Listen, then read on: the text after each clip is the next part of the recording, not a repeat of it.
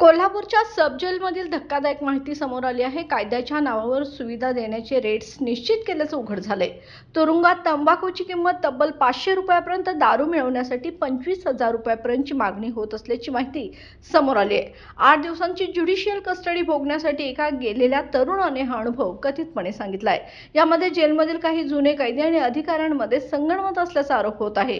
कैद्यांना हव्या त्या गोष्टी मिळवून देण्यासाठी ठराविक रक्कम वसूल केली जाते। तुरुंग व्यवस्थेतील ही काळी बाजू समोर येत असल्याने आता खळबळ उडाली असून या प्रकरणाची सखोल चौकशी व्हावी अशी मागणी आता होऊ लागली आहे।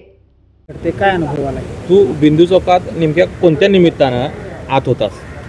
आमची किरकोळ मारहाण झाली 324 326 या गुन्ह्यात मी बिंदू चौकात जेलमध्ये होतो। जेलमध्ये असताना साधारण किती दिवस होता असतो आणि आत नेमकं काय काय चालतंय याबद्दल तू काय सांग? जेलमध्ये मी 9 ते 10 दिवस होतो आणि जेलमध्ये माझा अनुभव म्हणजे जेलमध्ये सर्व जे आपल्याला खायचे पदार्थ आहेत ते डबल रेटमध्ये मिळतात।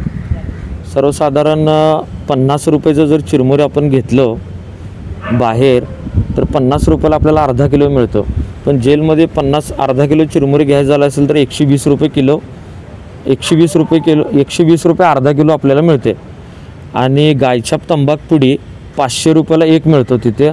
आणि खायला कांदा वगैरे नॉनव्हेज जेवण ज्या दिवशी असेल त्या दिवशी 88 रुपये किलो आपल्याला कांदा मिळतो। फरसाणा 100 रुपये अर्धा किलो आणि बाकीच्या सर्व गोष्टी डबल रेटमध्ये मिळतात। ज्या दिवशी तू नॉनव्हेज असं म्हणतो याचा अर्थ मला सांग, व्हेज आणि नॉनव्हेज जेवण सुद्धा जेलमध्ये मिळतं का? व्हेज रोजच मिळतो, पण महिन्यातून एकदा ते दोनदा नॉनव्हेज जेवण पण भेटतो। पण आज इच्छा झाली आहे की नॉनव्हेज खायचं आहे किंवा एखाद्याला दारू प्यायची असते किंवा काय व्यसन असतं तर त्याला ते तंबाखू दारू मिळते का? दारू मी ऐकून म्हणजे तिथे गेल्यानंतर कैदी मला बोलले 25,000 रुपयाला दारू भेटतं।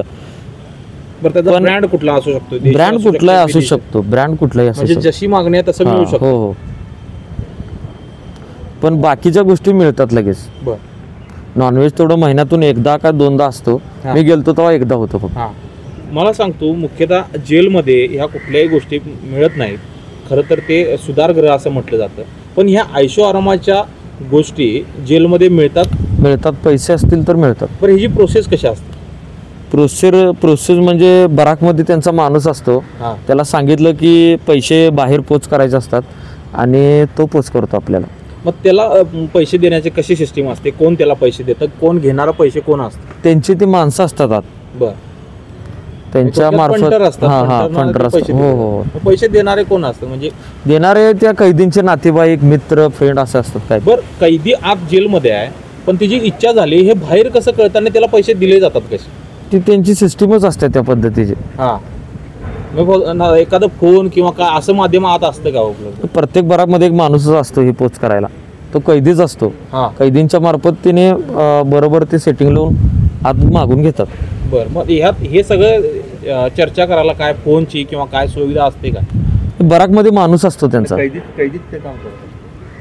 कैद्याकडनंच हे सगळं केलं जातं। हो, एखाद्याला फोनवर बोलायची इच्छा आहे बाहेर किंवा काय, तर ती सुविधा आत मिळते का?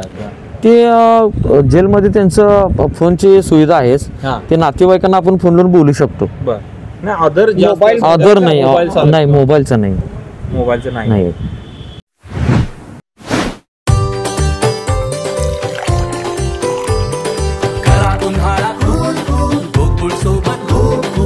गोकुळ सोबत गोकुल